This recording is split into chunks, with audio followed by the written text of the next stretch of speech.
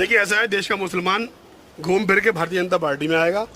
जितनी जल्दी आ जाएगा इतनी जल्दी मुख्य धारा में आ जाएगा। कांग्रेस भी मिले, माया भी मिले, मुलायम भी मिले, लालू भी मिले, कालू भी मिले, सब मिले और एक बात सबको हम मिलकर हराएं।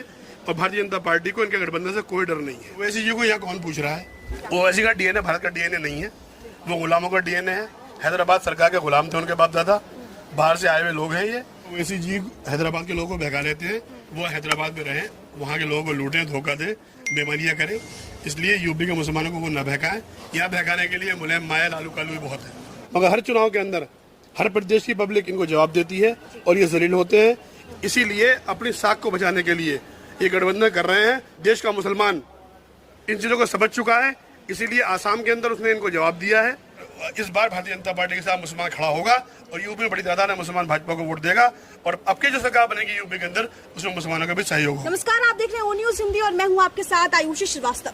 2022 में उत्तर प्रदेश में चुनाव है, लेकिन उससे ठीक पहले बयानों की बौछार शुरू हो गई है। एक तरफ जिस तरीके से विपक्षी दल जो है वो मुस्लिम वोटर्स को टारगेट कर रहे हैं और कहीं ना कहीं ये दिखा दे रहे हैं, जिस तरीके से ओवैसी भाई साहब की बात करें तो वो मंच पर चढ़कर ये कह देते हैं कि उत्तर प्रदेश का अगला मुख्यमंत्री जो है वो एक मुस्लिम को होना चाहिए। तो वही दूसरी तरफ अखिलेश भाई साहब ये कह देते हैं कि अब हम मुस्लिमों को लुभाएंगे, मुस्लिमों को टारगेट बनाएंगे। सवाल ये है कि जब भी चुनाव आता है ये विपक्षी दल मुस्लिमों पर क्यों हमलावर हो जाते हैं, क्यों मुस्लिमों को टारगेट करते हैं? इसी मुद्दे पर आज हमारे साथ ज्यादा बातचीत करने के लिए मौलाना शोएब काजमी जी मौजूद है, जो बीजेपी के सीनियर लीडर हैं और साथ ही वरिष्ठ नेता भी है। सर, बहुत बहुत शुक्रिया हमारे चैनल के साथ जुड़ने के लिए। जिस तरीके से देखा जा रहा है 2022 में चुनाव है, लेकिन उससे ठीक पहले जिस तरीके से बयानों की बौछार हो रही है, ओवैसी भाई साहब की बात करें तो वो तो मंच पर चढ़कर वोटर्स को लुभाने के लिए, जो मुस्लिम वोटर्स हैं उनको लुभाने के लिए ये कह देते हैं कि उत्तर प्रदेश का अगला मुख्यमंत्री जो है वो मुस्लिम होना चाहिए। तो वही दूसरी तरफ अखिलेश यादव अब गठबंधन की ओर बढ़े हैं। संजय सिंह के साथ मुलाकात हो रही है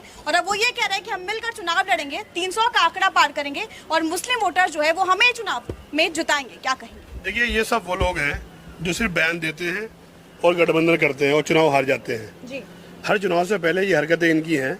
ये असामाजिक तत्व, देश को तोड़ने वाली ताकत है, देश के लोगों को भ्रमित करने वाले लोग हमेशा प्रधानमंत्री और भाजपा की सरकारों पर हमला करते हैं। मगर हर चुनाव के अंदर हर प्रदेश की पब्लिक इनको जवाब देती है और ये जलील होते हैं। इसीलिए आज विधानसभा, लोकसभा और विधान परिषद से लेकर ग्राम पंचायत से बाहर हो चुके हैं। पब्लिक में इनकी कोई इमेज नहीं रही है।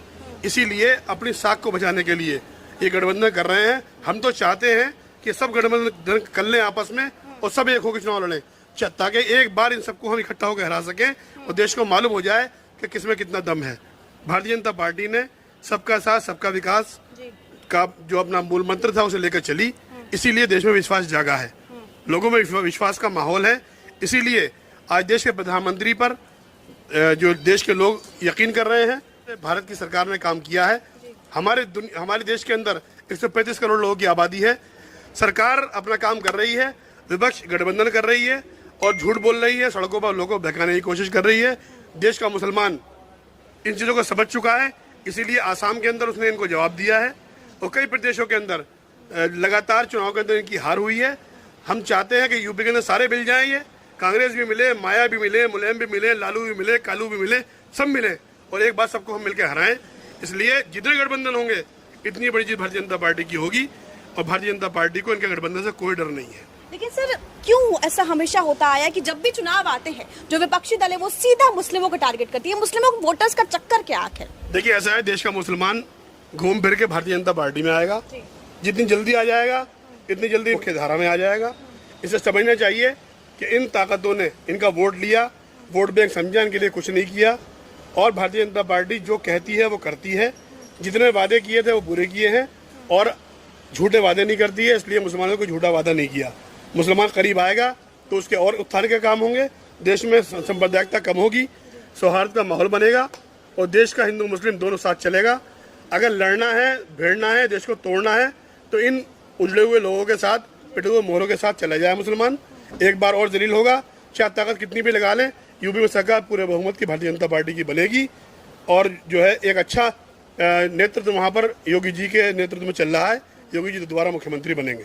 ओवैसी जी के बारे में सर आपका क्या कहना है, जो हमेशा जब भी चुनाव आता है तब पहुंच जाते हैं मंच पर मुस्लिम वोटर्स को लुभाने के लिए, ये कहते हैं भाई यहाँ मस्जिद बनेगा, यहाँ मंदिर नहीं बनेगी, यहाँ मुस्लिम नेता आएगा? क्या कहेंगे आप उनके बारे में? ओवैसी जी को यहाँ कौन पूछ रहा है? यहाँ पर उनके पंचायत अभी वो भी उत्तर प्रदेश में है, चुनाव में उतरे हैं। पंचायत चुनाव के अंदर उनका एक आदमी नहीं जीता यूपी के अंदर, इसलिए ओवैसी जी हैदराबाद के लोगों को भगा लेते हैं। यूपी, दिल्ली और जगह का मुसलमान उनके कब्जे में नहीं आएगा। वो हैदराबाद में रहें, वहाँ के लोगों को लूटें, धोखा दें, बेमानियाँ करें। इसलिए यूपी के मुसलमानों को वो न बहकाएं। यहाँ बहकाने के लिए मुलायम माया, लालू कालू भी बहुत है। सर, क्या आपको लगता है कि अब जो उत्तर प्रदेश के मुसलमान हैं वो ये समझ रहे हैं धीरे धीरे कि कौन उनका हितैषी है, कौन नहीं है, कौन उनके लिए काम करता है, कौन नहीं करता है, चाहे वो अखिलेश की सरकार की बात करें, मुलायम की सरकार की बात करें या फिर योगी की? अखिलेश यादव, मायावती ने 2-4 बदमाश पैदा किए थे यूपी के अंदर। हर जिले में एक माफिया बनाया था और उसने अपने जिले के 5-7 लाख मुसलमानों की गर्दनें पकड़कर पैसा बनाकर मायावती को पैसे देकर टिकट ले आए थे। वो ऐसे मुलायम सिंह के यहाँ हर जिले में 2-3 माफिया पैदा कर दिए थे। भारतीय जनता पार्टी आम लोगों के लिए काम करती है और आम लोगों के साथ इंसाफ से चलती है। अगर यूपी के लोग इंसाफ पसंद होंगे, अपने इलाके के सिर्फ वो मकान गिन लेंगे जो प्रधानमंत्री योजना के तहत बने हैं, तो भारतीय जनता पार्टी के साथ आ जाएंगे। हर स्कीम के अंदर इंसाफ हुआ है, गरीबी के आधार पर वो दी गई है, किसी का भेदभाव नहीं हुआ है। हिंदू मुस्लिम के नाम पर कोई योजना नहीं बांटी गई है, चाहे वो प्रधानमंत्री विकास योजना हो, प्रधानमंत्री ग्रामीण योजना हो, प्रधानमंत्री आवास योजना हो या हेल्थ की योजना हो, तमाम की तमाम गरीबी के आधार पर दी है। इसका फायदा उन क्षेत्रों में भी हुआ है जहाँ 100% मुसलमान रहते हैं। संभल हो, नजीबाबाद हो, मुरादाबाद हो या रामपुर, बस्ती, फैजाबाद, बहराइच जैसे इलाकों के अंदर जहाँ बड़ी तादाद में मुसलमान हैं, हजारों मकान वहाँ पर गरीबों को मिले हैं। और इस बार भारतीय जनता पार्टी के साथ मुसलमान खड़ा होगा और यूपी में बड़ी तादाद में मुसलमान भाजपा को वोट देगा और अब के जो सरकार बनेगी यूपी के अंदर, उसमें मुसलमानों का भी सहयोग होगा। सर, जिला पंचायत में जिस तरीके से बीजेपी को पूरे बहुमत के साथ, जिस तरीके से बीजेपी को पूरी बहुमत मिली है, क्या इसका असर 2022 के चुनाव में दिखेगा? क्योंकि विपक्षी दल जो है उनके पेट में अब दर्द शुरू हो गया है। देखिए, ऐसा है, बीजेपी सारे चुनाव एक तरीके से लड़ती है, चाहे वो ग्राम पंचायत का चुनाव हो या विधान परिषद का चुनाव हो, चाहे जिला पंचायत का चुनाव हो। हमारे सारे कार्यकर्ता मैदान में होते हैं, 12 महीने काम करते हैं।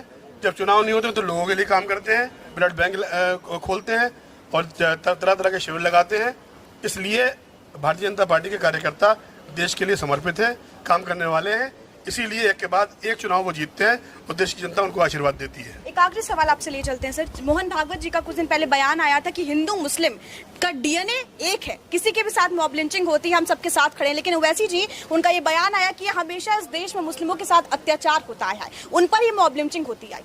ओवैसी का डीएनए भारत का डीएनए नहीं है, वो गुलामों का डीएनए है। हैदराबाद सरकार के गुलाम थे उनके बाप दादा, बाहर से आए हुए लोग हैं। ये भारत में रहने वाले लोग जो भारत के हैं, भारतीय हैं, उन सब का डीएनए एक है। हमारी इबादत के तरीके अलग है, कोई नमाज पढ़ता है, कोई पूजा करता है। मोहन भागवत जी का बयान स्वागत योग्य है और अच्छे मुसलमानों ने उसका स्वागत किया है और वो चाहते हैं कि देश की सांप्रदायिकता कम हो। इसीलिए उस बयान को देश के अच्छे मुसलमान, पढ़े लिखे मुसलमान, उलमा, इमाम, सभी लोग अच्छी निगाह से देख रहे हैं। इसको चुनाव की दृष्टि से देखना नहीं चाहिए, इसको देश के माहौल को की दृष्टि में देखना चाहिए कि हमें 125 करोड़ लोगों को, 135 करोड़ लोगों के साथ अगर रहना है तो एक साथ रहना होगा ताकि हमारा देश विश्व गुरु बने और हमारे देश को आगे बढ़ाने के अंदर जो ताकतें काम कर रही हैं उनके साथ हमें खड़ा होना होगा। ये कोई नया बयान नहीं है। राष्ट्रीय स्वयंसेवक संघ का हमेशा से ये मानना है कि देश एक है और यहाँ का कल्चर एक है, यहाँ के लोग एक हैं, हमारी पूजा और इबादतें अलग अलग हैं। बहुत बहुत शुक्रिया हमारे चैनल के साथ जुड़ने के लिए। तो जिस तरीके से सर ने हमें बताया कि किसी न किसी तरीके से, जिस तरीके से ओवैसी भाई साहब हमेशा ये कहते रहते हैं कि उत्तर प्रदेश का मुख्यमंत्री एक मुस्लिम होगा या मुस्लिम को टारगेट करते रहते हैं, ऐसे में देखना काफी अहम होगा उनके इस बयान के बाद 2022 के चुनाव में आगे राजनीति और क्या कुछ गर्म होती है। कैमरा पर्सन गुरप्रीत के साथ आयुषी श्रीवास्तव, ओ न्यूज़ हिंदी। जय हिंद।